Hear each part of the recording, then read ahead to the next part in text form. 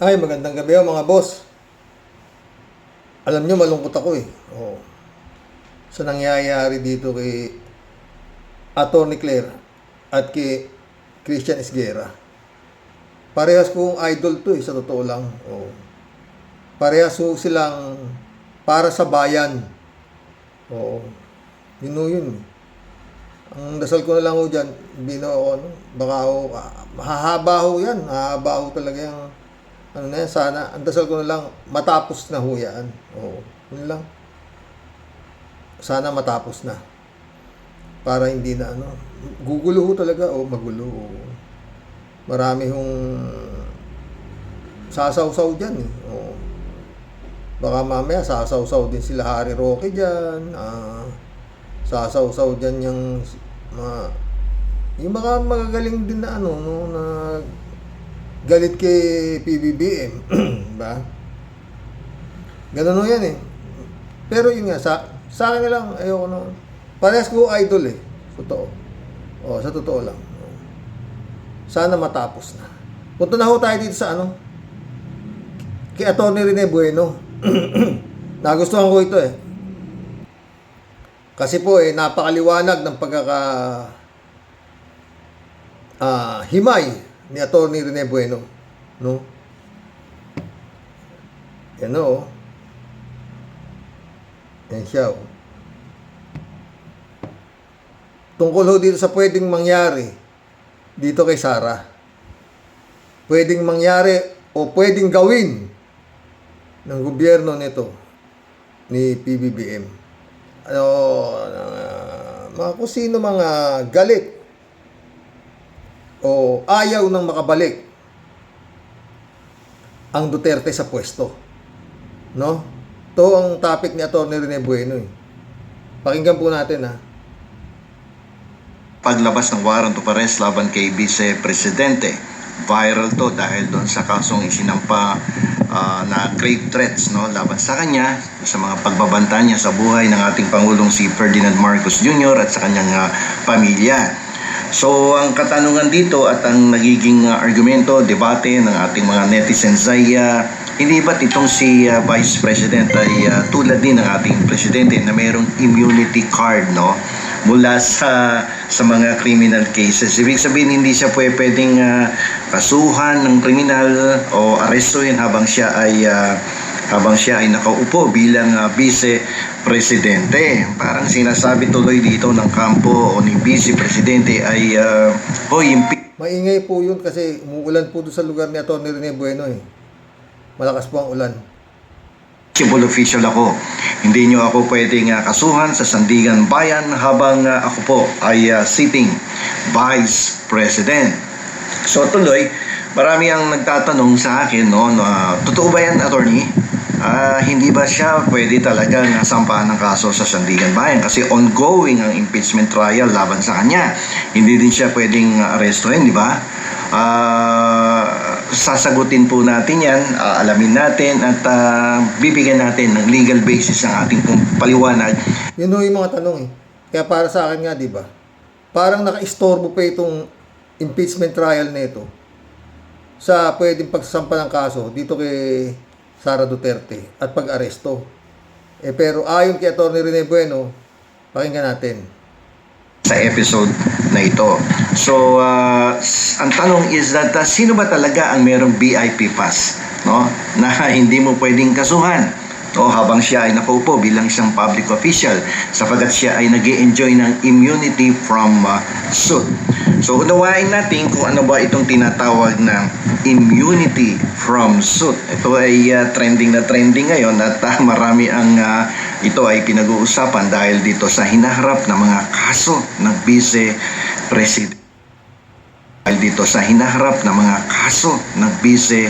President. So, sa madaling salita po, ang immunity from suit ay parang parang invisibility star kay Super Mario. No? Pag may immunity ka, yan ang masarap pakinggan kay Atty. Rene Bueno eh. Kaya nag-subscribe po talaga ako rito. Oo. Jolly pa ho siya eh. Oo. no, kahit anong ihagis sa iyong kaso o kahit anong asunto pa yan na sasampa laban sa'yo, tatalbog lang yan. No, pabalik doon sa naghagis. Hindi ka pwedeng sampahan ng kaso sa korte habang nakaupo ka sa pwesto. Pero ang tanong is ganito. Sino ang may-ari ng BIP? Only immunity. No? Yung itong only immunity pass sa Pilipinas. Ano ba ang sinasabi ng batas? Okay, ganito po yan. So ayon po sa ating 1987 Constitution at sa pamosong kaso, ito alam na alam ninyo to dahil bago-bago itong kaso na to, ito pong kaso ni De Lima versus Duterte. Okay? Iisa lang po ang may hawak ng BIP card na ito, yung immunity from suit. Walang iba kundi ang Pangulo ng Republika ng Pilipinas. Ang presidente lang ang merong immunity from suit. So ang tanong siyempre, bakit yung presidente lang? Kasi po ang presidente ang chief executive. Siya po ang head of the state at siya po ang commander-in-chief. Okay? So ibig sabihin, pag ganyan ang mga pwestong hinahawakan mo, super busy yan. No? Super busy si presidente.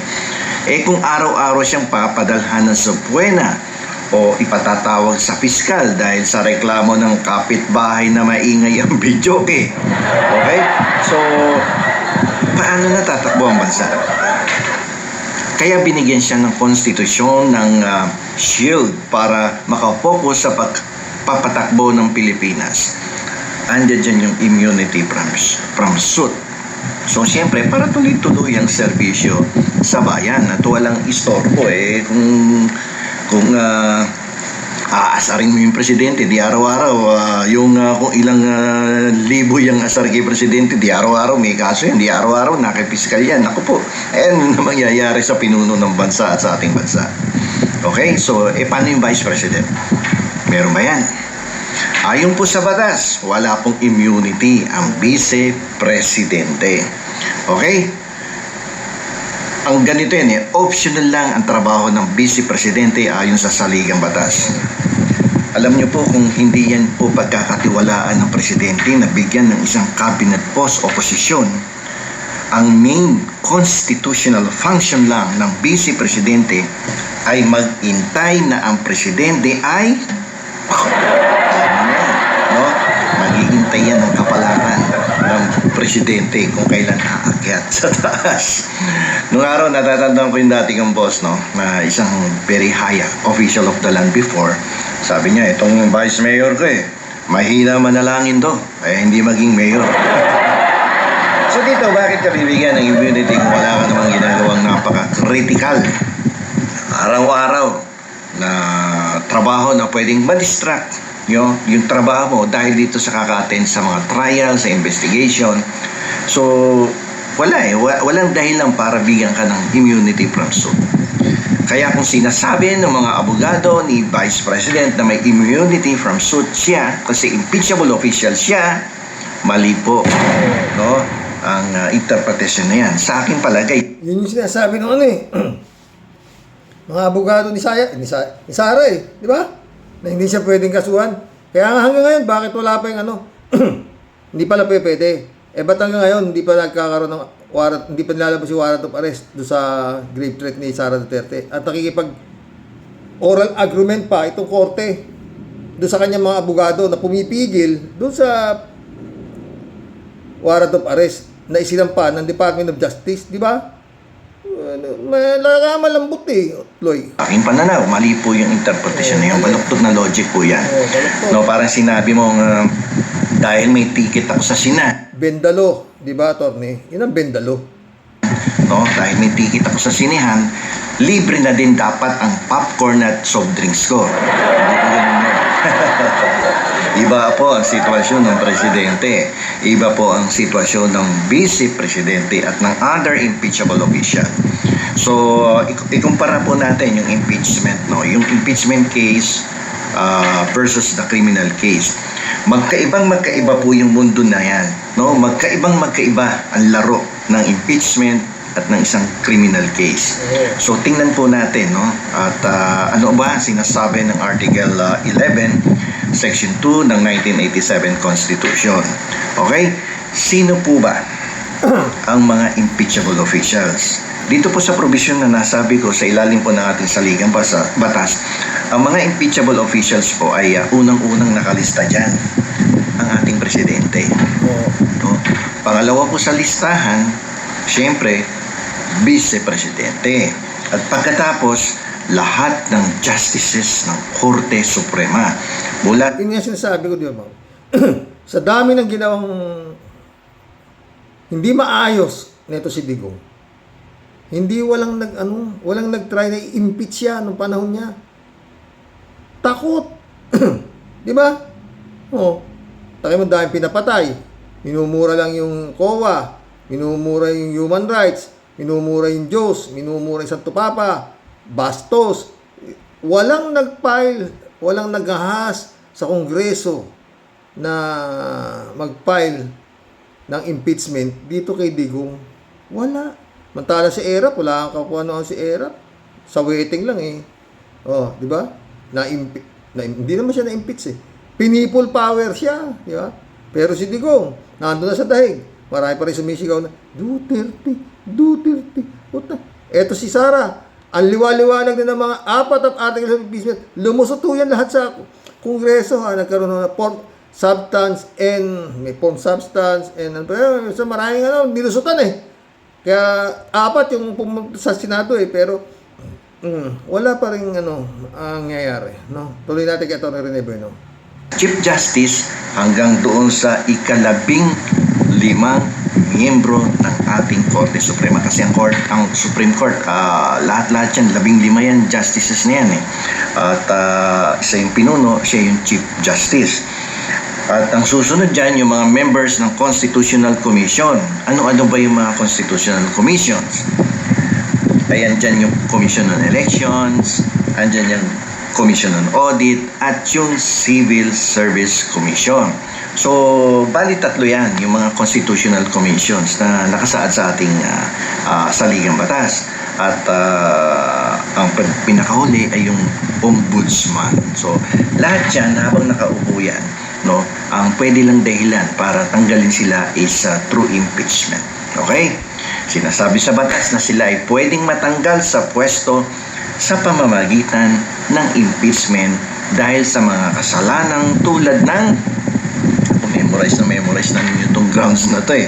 Culpable violation of the Constitution, treason, wala namang giyera dito, hindi kasali yan. Bribery. Pero yun nga, Atty. Bueno, pwede silang kasuhan. Hindi kagaya ng presidente na hindi pwedeng kasuhan, di ba? Maski na impeachable pa rin yung mga nasa COMELEC na yan, pwedeng kasuhan, di ba? Kasi wala silang immunity, di ba? Sabi nga ni Atty. Rene Bueno, tuloy. Up in corruption, high crimes o kaya yung betrayal of public trust. Okay? Pero pakinggan nyo ng mabuti ang Section 3 o intindihin nyo ng mabuti ang Section 3, Paragraph 7 ng Article 11 ng ating pong 1987 Constitution.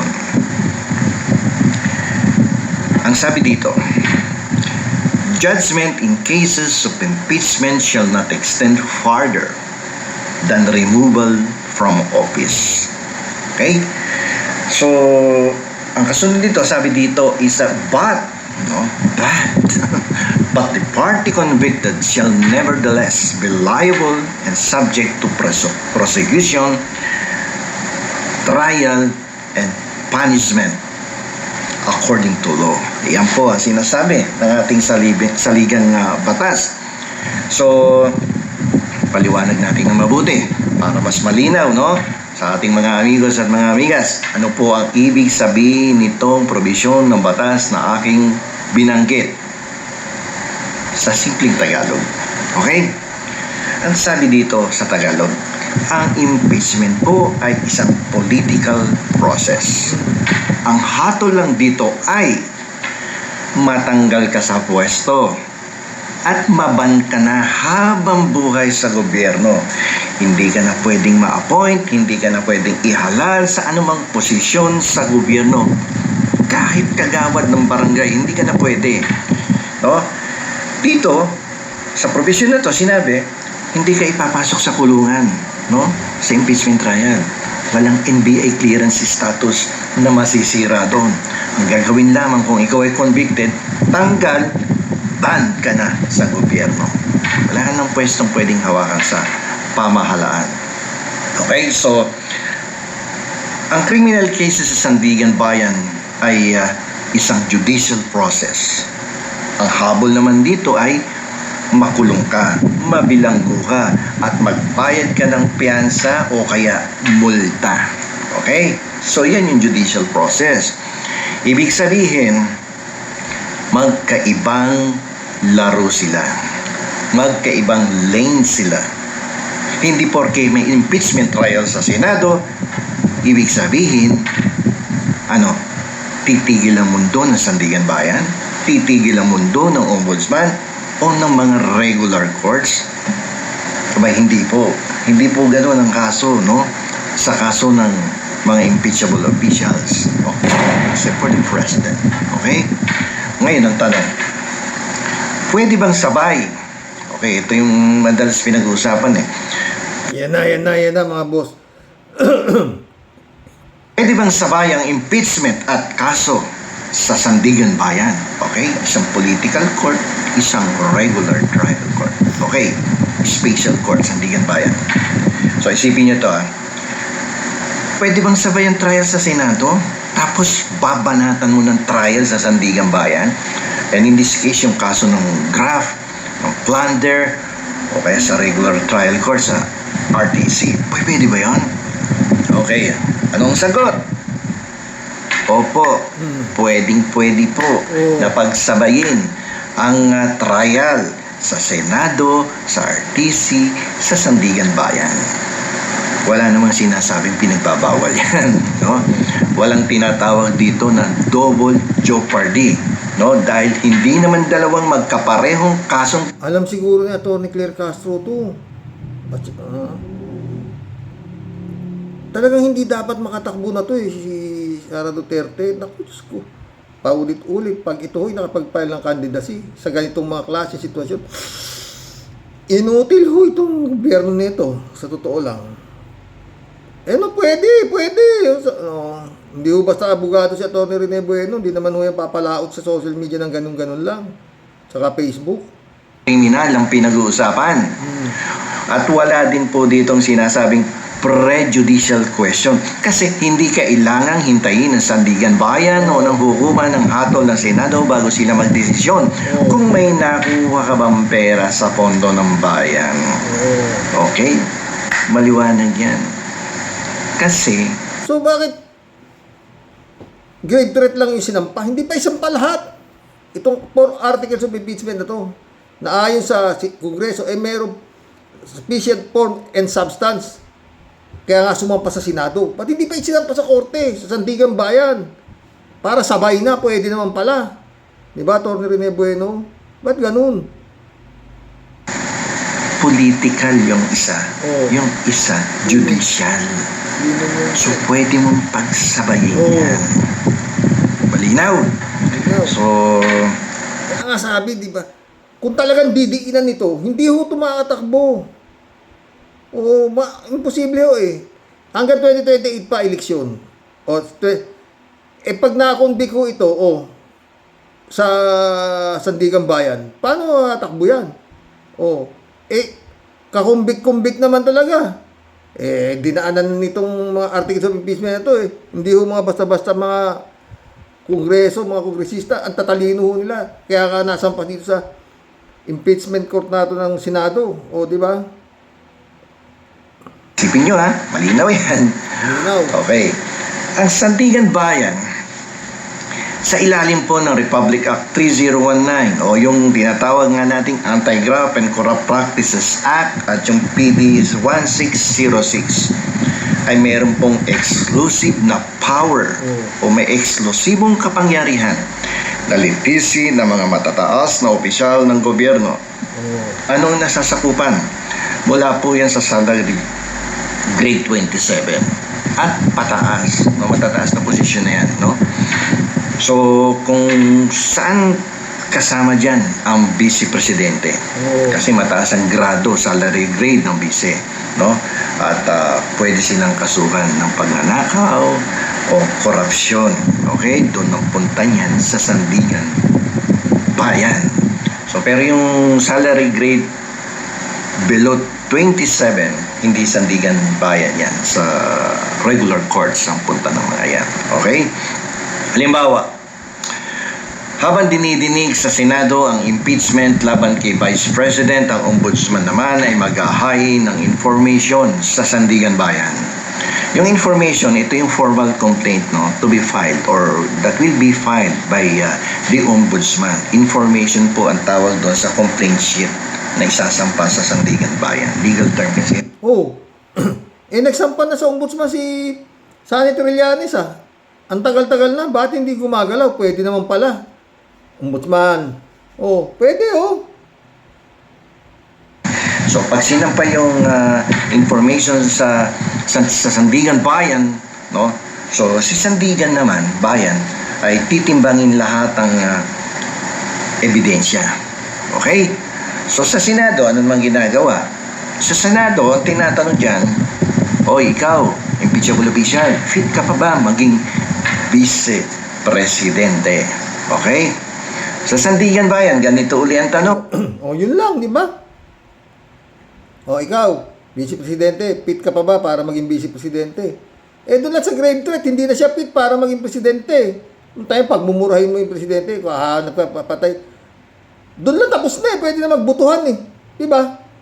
Oh, kasi simple lang naman kung fit pa si Sara Duterte maging Vice Presidente. Paano magiging fit yan Bribery. Tapos, confidential fund. Tawag dito, grave threat, pagkatapos yung pang unexplained wealth. Anong katakot-takot yan?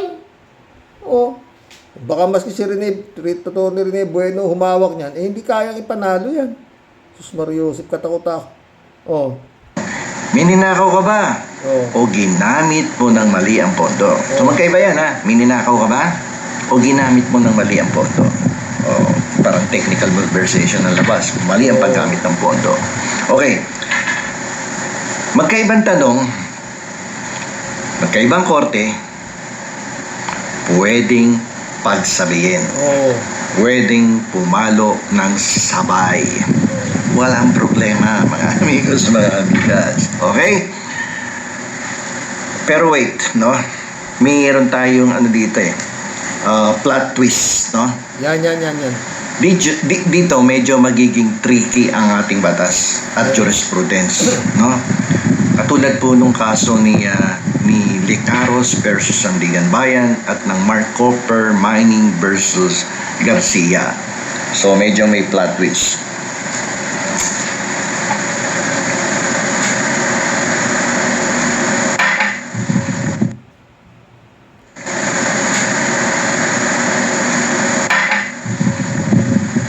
Ayon po sa jurisprudence, ang impeachment ang exclusively sole method para matanggal sa pwesto ang isang impeachable official habang nakaupo siya. So, exclusive yan. Pwede mo lang tanggalin yan sa pwesto, no? Through an impeachment, no? Yung mga nabanggit ng official kanina na nakasulat, nakalista sa ating saligang batas, no? Ibig sabihin, pwedeng magpatuloy ang investigasyon ng ombudsman. Walang hahadlang dyan. Walang pwedeng humadlang dyan. Oh. Pwede mag-issue ng warrant of arrest. Bakit Attorney Rene Bueno? Itong abogado ni Sara, gusto pa ng oral agreement bago. Dapat may warrant of arrest na yan dahil yun nga sinampang grave threat ng Department of Justice. Pero hanggang ngayon yata, wala pa. Ang Sandigan Bayan, no? Kung available naman na issue ng warrant of arrest, pwede naman magpiyansa. Oh. Diba? Pwede magpiyansa yan kung available offense. Okay? So, arrestuhin ka ng Biyernes ng hapon, tapos na si judge. Umuwi na, walang pipirma ng warrant. O, di magbakasyon ka ng Biyernes ng gabi, Sabado ng gabi, Linggo ng gabi. Hintay mo yung Lunes. Tapos mag-file ka ng motion, no? Or motion to bail. Okay? So, kasi bailable naman siya, okay? So, pwedeng magkaroon ng marathon trial at maglabas ng desisyon, no? Or conviction ang Sandigan Bayan. So, pwede yan. Pwede sila maglabas ng desisyon. Pwede sila maglabas ng conviction ng ang Sandigan Bayan. Okay? So, pero Yun nga ang tanong eh, bakit hindi ginawa itong gobyerno na to? Pero ginawa rin, nagsampa nga ng grave threat. Bakit yun lang? Hindi pa sinampa lahat. Di ba? Oo. ito yung pinakamalaking pero. Oh, okay. Yan. Kung ang ipapataw ng parusa ng Sandigan Bayan ay removal from office, pagkakatanggal yan sa pwesto, no? O preventive suspension, no? Hindi mo na ito pwedeng ipatupad agad-agad habang nakaupo pa siyang vice-presidente. So pag-usapan natin, bakit? Yun. No? Kasi nga, kung pwedeng suspindihin o tanggalin ng Sandigan Bayan ang isang vice president ng ganun-ganun na lamang, para mo na rin binaliwala ang posisyon ng impeachment sa konstitusyon. So, kaya mga amigos, mga amigas, anong mangyayari dito? Kapag yan ay nagsabay-sabay na isinampa sa Sandigan Bayan sa regular trial courts, tapos nagkakaroon ng impeachment trial. So, ano mangyayari? So, tutuloy ang kaso sa Sandigan Bayan. Okay? Tutuloy ang kaso sa regional trial court. Kung makonvict siya habang vice president pa siya, ang parusang pagkakatanggal sa pwesto o pagkakakulong ay mag-aantay sa pintuan ng kanyang opisina. Yun. Kung makukonvict daw, mag-aantay yung sintensya sa Sandigan Bayan sa pintuan ng opisina nitong si Sara. O, di ba? Pagkatapos, matanggal. Excuse me. Bulol na. Bulol na. Okay. So, sa sandaling matanggal siya via impeachment sa Senado o matapos ang kanyang 6-year term bilang vice-presidente, kakalbuhin at ipapatupad na ng Sandigan Bayan ang parusa sa kanya. Parang ano lang yan parang online shopping. Order ka, confirm. No? Order, confirm na ang kulong. Hintayin mo na lang ma-deliver pag nag-expire na ang term mo. Okay? So, parang naging Shopee patuloy ang... Teka, tanong Atty. Rene Bueno. Kung makukonvict na nga siya sa Sandigan Bayan, pero hindi pa siya arestuhin dahil tuloy-tuloy yung kanyang pagiging vice-presidente hanggang sa matapos yung kanyang termino. At kung matatapos yung kanyang termino, pwede na siyang arestuhin dahil convicted siya ng Sandigan Bayan. So, kung ganun, hindi siya pwedeng mag-file ng candidacy para pangulo.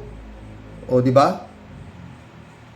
O, other way around dapat makonvict na siya bago magkaroon ng filing of candidacy.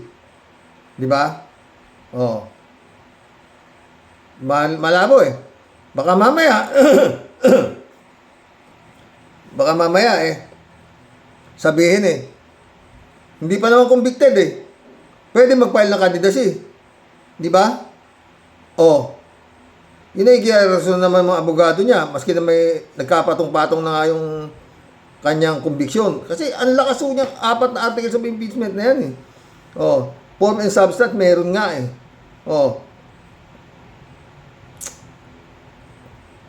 tuloy natin. So, ng impeachable official.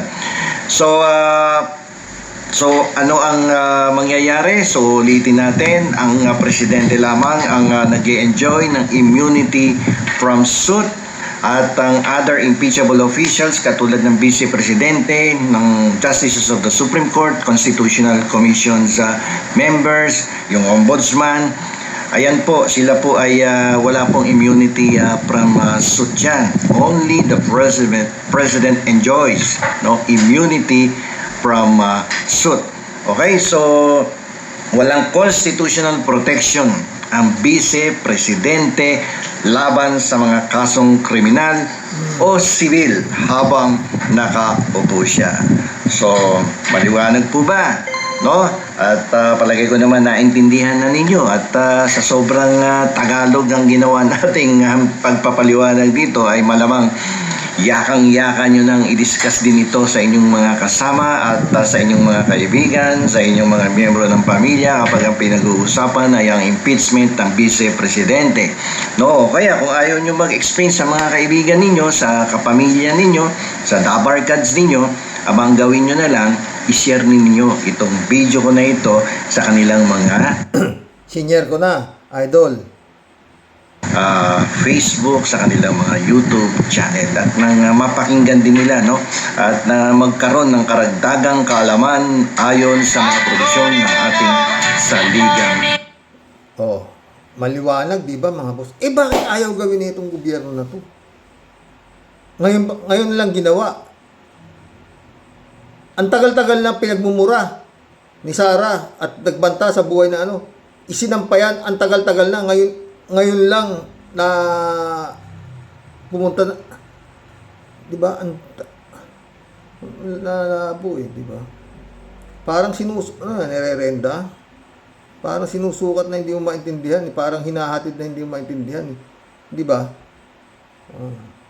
Yung sinabi, yung kay Pulong, yung mga sinampan ni Senator Trillanes, katagal-tagal na, plunder, kay Bongo, sa construction ng pamilya niya na conflict of interest, hindi naman dinidismiss ng ombudsman. Hindi naman siya dinidismiss, pero hindi naman siya ginagalaw. Dapat prioridad ho ito Totoo lang Di ba? Day 16 na, day 17 na sa Lunes. Itong kaso nito ni Sara, wala pa rin. Di ba? Napahaba ho tayo. Magkulab na tayo. Pero pakikita ko muna sa inyo ang kanyang kabanalan, ang magiging presidente ng impyerno.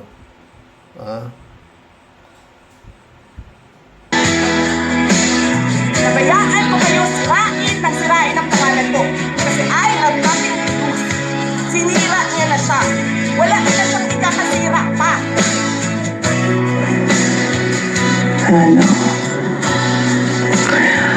They can drag me to hell. Pagdating nila dun, ako pa rin yung presidente ng impyerno. Naniniwala ka sa Diyos? Ako, hindi. Respetuhin mo ako. Ay, hindi ako naniniwala. Ikaw na naniniwala sa Diyos, respetuhin din kita. Ang problem kasi dito,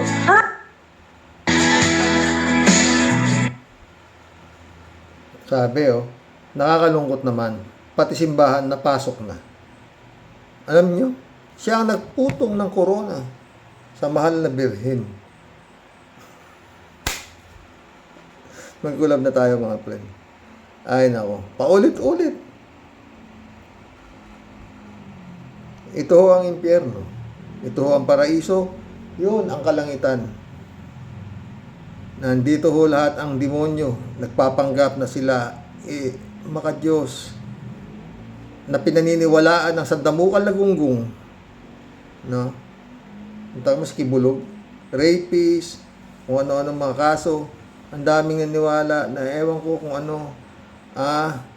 Ang kanyang best friend yung magiging papalit sa trono ni Satanas.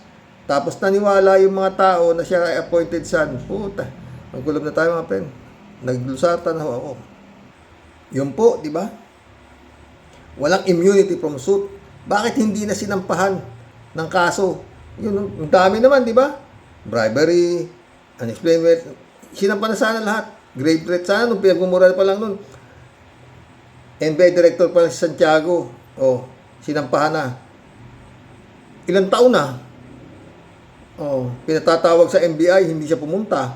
Di ba? Kaya sumampa yung kaso. Ay nako, paulit-ulit. Pag itong hindi na ipakulong ito nitong gobyerno nato ni His Excellency, inutil ho ito. Oo. Yun lang yun. Sam AJ, shout out. Karox, happy birthday. Salamat, salamat. David Alin Mendoza, shout out. Good evening po, Karox. Buhay pa po pala yang Gutesa. Halata naman po na si Diferensya Defensor at Marcobeta ang may pakana niyan. Buti na lang at natanggal na sa Blue Ribbon Committee si Marcobeta. Kaya nga, bigla na lang nawala yan kasi kapag na-cross-examine ni Senator Ping Lacson at Tulupong, yan mag-iiba-iba ang statement niyan si Gutesa. Sigurado binabasa na nga lang script, di pa natapos Napagalitan pa siya, di ba? David Alin Mendoza ulit. Karox, malang po hindi umabot na 16 ang boto sa Senado para makumbikya si Sayad. Nagsasayang nga lang po sila ng pera na Senado. Pero at least po ay nalaman ng mga Pilipino ang pinagagawa ni Sayad na wala namang ginawa talaga simula nang maging vice-presidente ng Pilipinas. Tapos, sinasabi pa nitong si Lito Banayo na walang tatalo kay Sayad sa pagka-presidente sa 2028. Mind conditioning na naman ito para sa mga bubutante natin. Mayami si Banayo. Mga kampon din yan Oo. Yung klase ng ano na yan, kandidato, putang ina, walang talo, putang ina. Para pala kayo, tawag dito, mga nag-survey firm, ha? PJ Siop, shoutout. Maaaring totoo, pero niniwala ako na mag-i-step in ang Supreme Court. Kasi di pangkaraniwan ang bilang ng mga miyembro ng senador. Marami ang wala dahil sa mga illegal na kadahilanan. Saka, Supreme Court baka mo, PJ Siop. Saka ang batas kasi may loophole. Sabi nga ni Atty. Luistro, sabi ng batas, all members of the Senate, ngayon, may tanong, all members of the Senate as in those who are present in the trial or all members of the Senate regardless present sila o hindi, palagi ko makakarating ito sa Supreme Court. Supreme Court baka mo. Susmar Yosef. 13 dyan appointee ni Digong Ha? David Alin Mendoza. May kaso nga si Marcobeta at Defensor na perjury doon sa scripted nilang Sarsuela. Natakot na marahil si Gutesa kasi wala nang tutulong sa kanya, malamang ay hindi pa naibigay ang pangako sa kanya. Ang pangako, hindi nga siya nag-click, paano pa tutuparin? Ramon Valencia, shout out. Bossing, hindi kailangan ng mataba ang utak para hindi maniwala kay Acosta na si Lustay ang nag-utos at na-withdraw yung pera. Kasi hindi naman mailalabas yun sa bangko kung wala po signal si Lustay na yun. Sigurado na. Ramon Valencia ulit. Bossing, belated happy birthday. Wish you all the best and good health at sa buong pamilya. Salamat Ramon. Rodelia Alpilor, shout out. Hello po, Sir Rox. Kala sawa na talaga mga Duterte, Sir Rox. Abang-abang na lang po ako sa inyo, Sir. Basta doble ingat tayong lahat. And God bless us all po. God bless Rodelia. Ramon Valencia ulit. Bossing, yung Acosta parang kasambahay lang ni Lustay. Nagkukunyari pa ng hindi marunong mag-English at magtagalog. Tapos, ang taas ng pwesto sa gobyerno, milyonarya na din yan. Sigurado. Sumagot si David. Yan po kasi ang kwalifikasyon para maging malapit ka sa mga Duterte. Kaya nga, kapag nag-apply ka ng trabaho sa kanila at sabihin mo na college graduate ka, ay hindi ka nila tatanggapin. Pero kapag sinabi mo na elementarya lang ang inabot mo at bobo ka pa, ay siguradong tanggap ka na.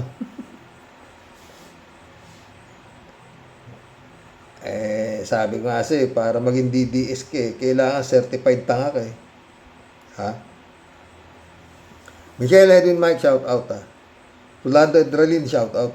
Sa palagi ko, bossing, gustong tapusin ng prosecution ang trial para makita ng taong bayan yung ill-gotten wealth at yung sa bank deposit ng pamilya Duterte na galing sa droga na si Senator Trillanes ang witness. Pwede naman, Rolando, kaya lang dapat nga, pwede naman pala magsampa na sila ng kaso sa Sandigang Bayan. Pwede namang sabay yung impeachment at saka yung criminal case. Magkaiba nga naman di ba? Oh, ba't ayaw magsampa? Ba't ayaw magsampa?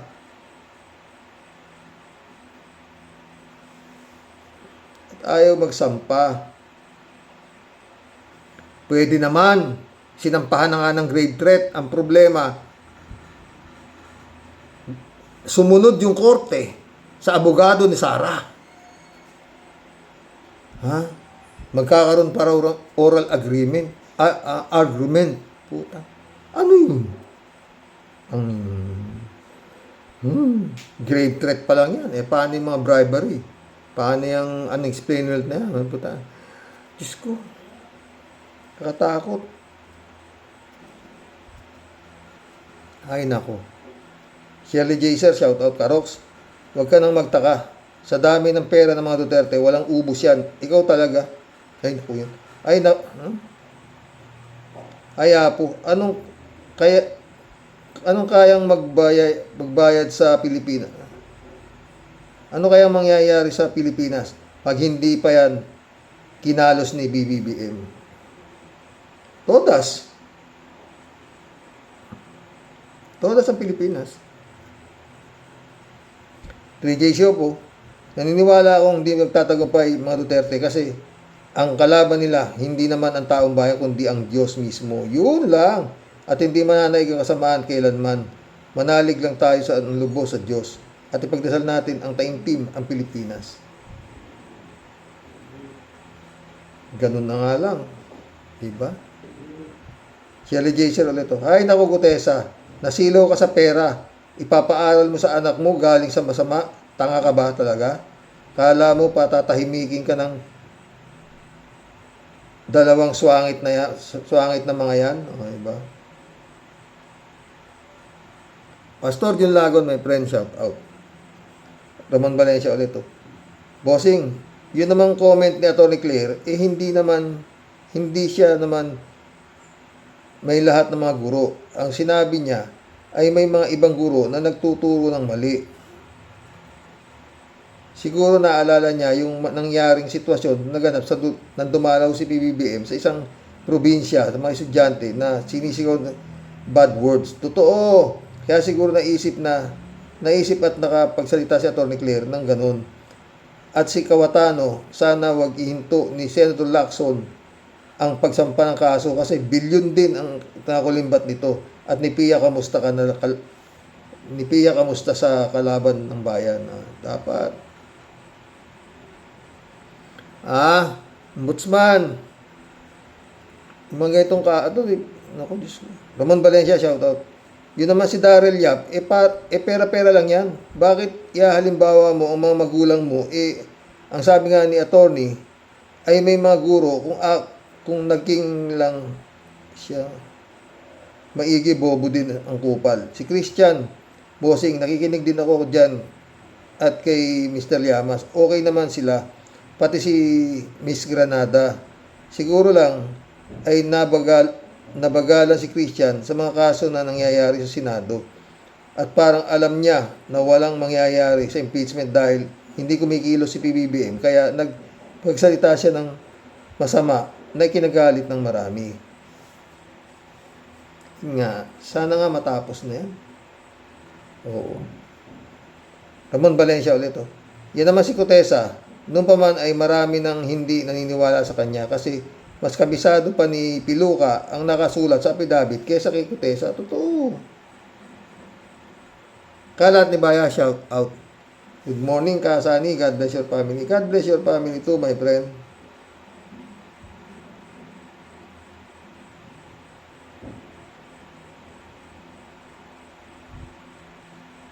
Librado Ludovico. Blessed morning, Karox and all warriors. Itong mga hinayupak na lintik na magnanakaw ng salapi ng bayan. Kung makaasta parang walang ninanakaw, malinaw pa sa sikat ng araw ang mga dinambong. Hayop na mga salot sa bansa. Diba? Yun lang. Meng, shout out. Good day, Sir Rox. Second time kong mag-comment pero everyday akong nakikinig sa'yo. Ang comment ko is fully support ko sa view. Is fully support ko ang view ni Mr. Isguera. Ito ang opinyon ng isang Pilipinong frustrated na tulad ko na daming kaso na walang usad at iwas accountability too. Sa part niya, dapat bilisan tulad ng sabi mo, nasa kanya ang lahat ng power to use it. Hi.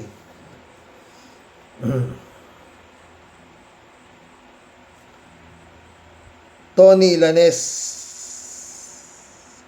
Giya.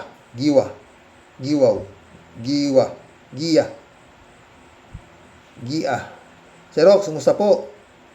Pag yan naging presidente, Sara Sayad, maniwala kayo, walang Pinas at babalikan yan si Marcos. Sigurado, hindi mo ba alam naman siguro ni PBBM yan.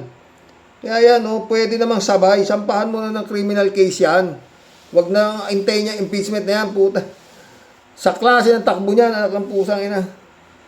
Baka abutin na yan ang filing of candidacy, hindi pa tapos yan. Sa dami ng mga tawag ito, sagabal, mga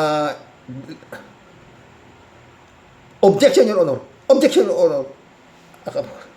Para lang gagaguhan dyan eh. Di ba? Apolinar Tolentino, maraming abogado na ang nagsabi na malabo at mahina ang defense sa impeachment na yan. Bukod pa sa mahirap ipagtanggol. Kaya palagay ko, baka mag-resign na lang si BP para matapos na yan at para mga kandidato sa 2028. Ito ay base sa mga development at mga isinasiwalat sa trial. Hindi nga siya pwede mag-resign eh. Hindi yan magre-resign. Kasi nga, pag resign siya, kakasuhan na siya. Apolinar Tolentino. Sabagay, pas nga sabay pwede. Wala nang mga gagawa dyan. Wala yan. Basta ito, paulit-ulit ako, Apolinar, pag yan nakapag-file ng candidacy, inutil itong gobyerno na to, ni His Excellency. Yun lang yun. Wala akong ibang masasabi. Tangin na katakot-takot ang kaso. Makakatakbong presidente. Putang. Apolinar, God bless your family, Karox. God bless, Apolinar Tolentino. Maawa naman kayo sa taong bayan. Pag yan nakapag-file ng candidacy yan, tapos na. Babaha ng pera. Sigurado. Baka ang bilihan ng boto. Baka mangyari yung sinasabi ni Cayetano, 10,000 isang pamilya. Barya lang yan. Sa dami ng perang ninakaw ng mga alipores ni Digong. Mantakin mo yung kay Cayetano, 11 billion. Billion. Kay Pulong, 51 billion. Puro billion. Di ba? Lahat yan mga magnanakaw na yan. Bilyonary yan eh. Wala. Di ba?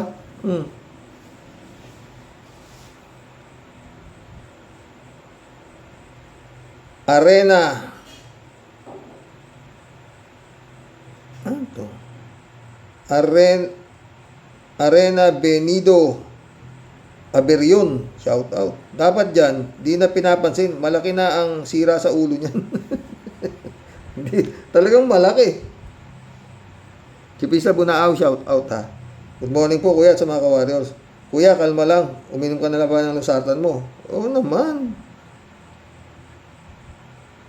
Maril Pabianak, shout out. Ang lahat ng kinahinatnan ng mga yan ay dahil sa kinahinatnan ng mga yan ay dahil sa nasilaw sila sa kinang ng pera. Nawa ay matuto na sila sa sinuong nilang problema sa halip na simpleng buhay ginawa nilang komplikado. Walang problema sa kanila yung komplikado. Basta importante sila ay makakatakbo at babayad na naman sila ng mga tangang bumutante. Friend Shervin Sapeda, shout out. Christian Sen, July 7, Alcantara. Analisa Apolinar, shout out sa inyo mga friend, ha?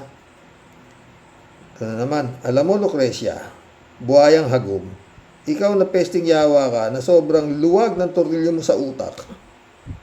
Inumin mo talaga, o no, ha? Ha? Sobrang pagkasalot mo na nag-alaanay ka na sa sobrang sumira ng bansang Pilipinas, pesting yawa ka talaga. Hindi ka ba talaga tinatablan ng kahit anong kilabot man lang sa katawan mong hayop ka? Kikilabutan ba? Nakita mo nga, siya magiging presidente ng impyerno. Pero siya nagpuputong ng corona doon sa imahe ng mahal na birhen. Putang. Anong kapal ng mukha yan? Putang ina. Oo, mapapamura ka, Tia Deli, di ba? Ha? Pero yan nga kasi, ang hirap sa hustisya. Ang hirap sa hustisya po natin si Rox. Pag kwarta po talaga ang gumana at gumapang, usad pagong po talaga at kantiin dili po ang mga karumaldumal na kaso na nakasampa kahit pa po sa ombudsman or kahit sa ang matataas pang korte. Sa totoo lang po si Rox, puro po duwag, mga bahagang buntot at ayaw pong maging matigas at magpakalalaki para maipatupad po ang batas. Kaya po ganyan ang asta ng mga halimaw sayad kasi alam niya pong paikutin ang laruan at galawan pagdating po si pagpapatupad po ng batas.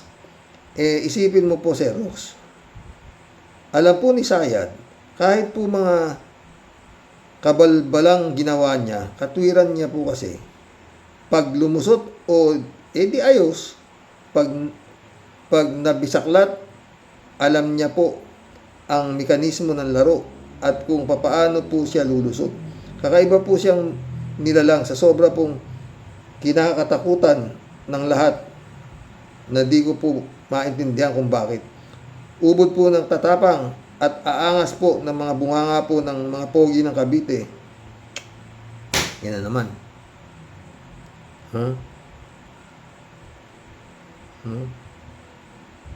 Pero pagdating po kay Sara, urong po lahat ang mga lawlaw at lubot ng mga pinutukan po ng lintik. Nag-iisa po yan, Sir Rox, at babae pa. Ano bang problema po talaga natin, ha, mga pangkat kawayan ng Cavite?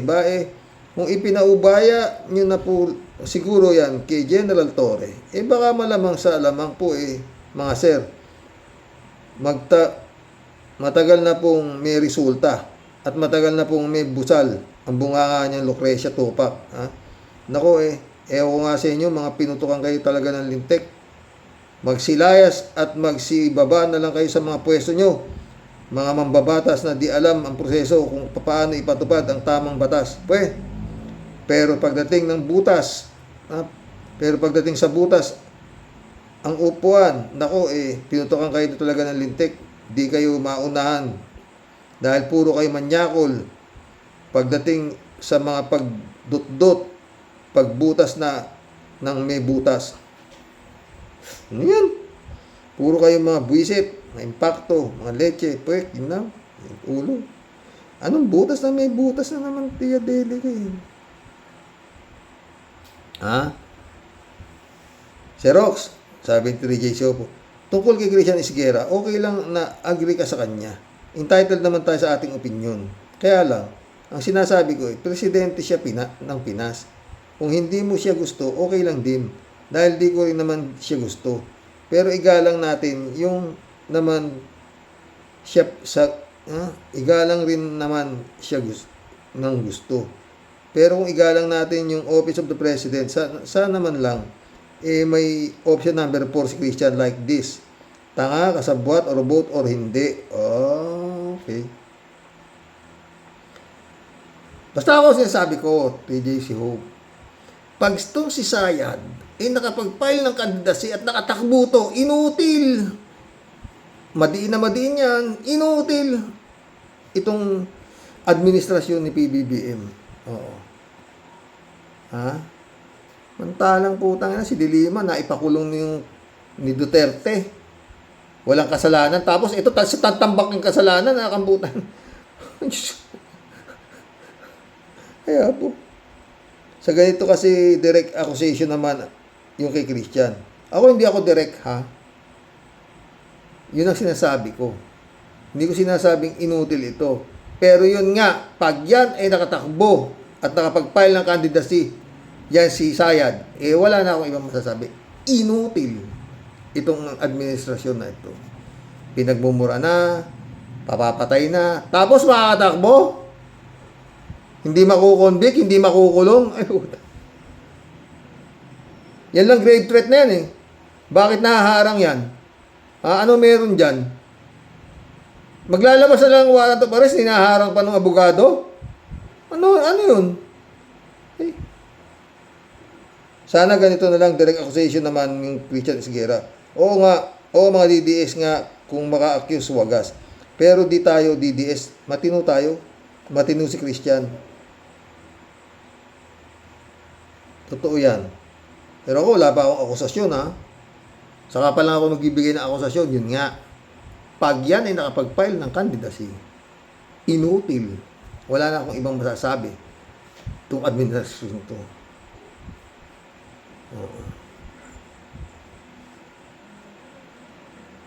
3J Shop, mantakin mo. Pag nakapag-file yan, babaha ng pera. Baka mangyari, baka hindi lang 10,000 kada pamilya. Sa dami ng pera niyan, putang. Bilyon. Ang uubusin yan, makaupo lang sa pwesto. Oo. Lahat na ginawa eh. Diba? Kudita, lahat. Buti ayaw, hindi bumabaliktad yung Armed Forces of the Philippines. Yun na lang,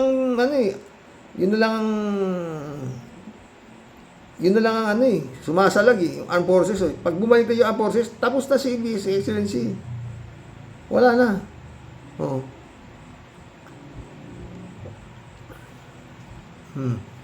Ayaw gumalaw yung yung ipinail nung binugbog ni Pulong. Wala pa rin. Walang wala. Parang, naku, Diyos ko. Si Rox, napanood ko si Kaenzo. Sabi niya, di pa rin pala tumitigil si Christian Esguerra. Mas lalo pa niyang pinalalala ang sitwasyon. Bakit ganun? Napapaisip tuloy ako na may nakita kay Christian ang ABS-CBN noon kung bakit siya natanggal sa news channel. Hindi naman natin kaaway si BBM. Ang eminent enemy ng bayan ay ang mga Duterte. Doon dapat ang focus tayong lahat. Yun nga ko rin eh.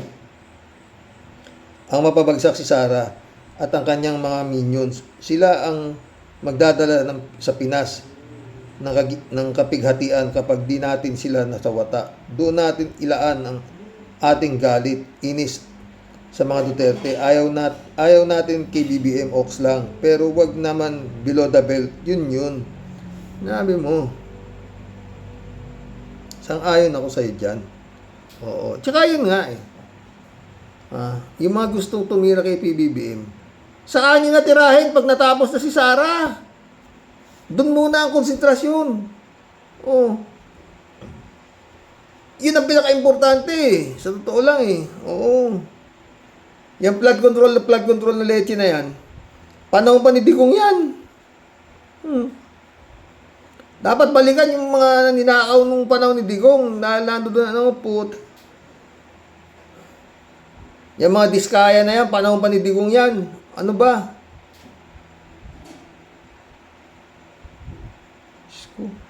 3J Show, Palat si Rox.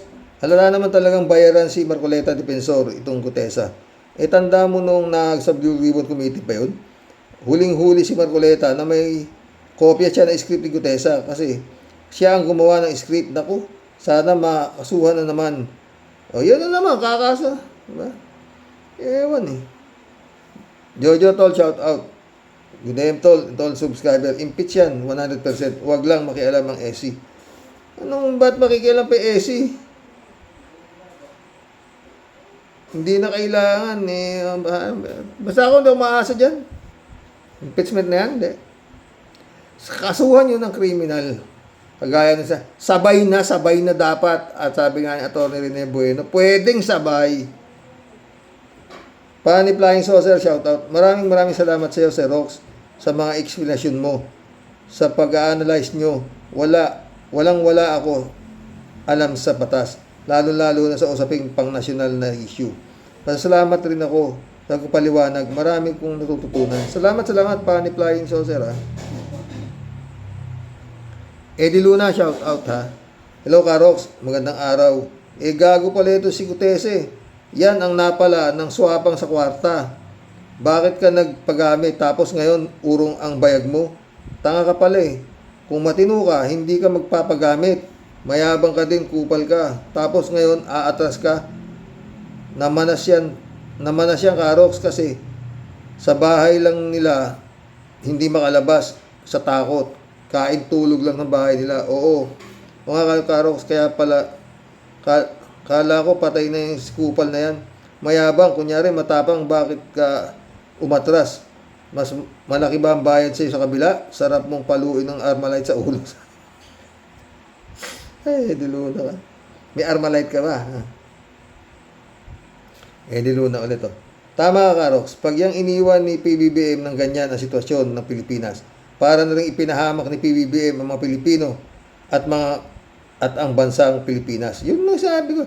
Kasi naman, una, bulok ang batas sa Pilipinas. Tapos, ang nagpapatupad ng batas, nagtatanga-tangahan dahil sa pera. Tapos, presidente, mabagal pa sa pagong mag-order na hulihin lahat agad ang mga demonyo.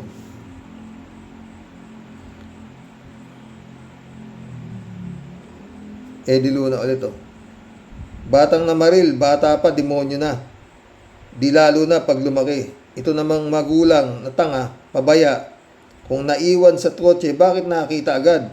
Hindi nakatago, pabaya, walang pag-iingat. Totoo yan. Shout out Christian Cheng. Dolor Garcia, Pranay Bingson, Emans Kalananak, shout out sa inyo mga boss. Hanggang bukas po muli. Ay, naku. Hi! Excellency. Amoy kung may time. Ayaw umusad eh. Yung kaso, di ba pwedeng bigyan ng prioridad yan mga magnanakaw na yan? Ay, nako. Kada araw na nababawas eh. Palapit na yung kamo siya. Pamilik! Wala bang batas na early campaigning? Wala pang filing of candidacy. Tuloy-tuloy na kampanya ng Duterte. Magandang gabi mga friend. God bless. Dasal po tayo. Wala nang ibang ano dito.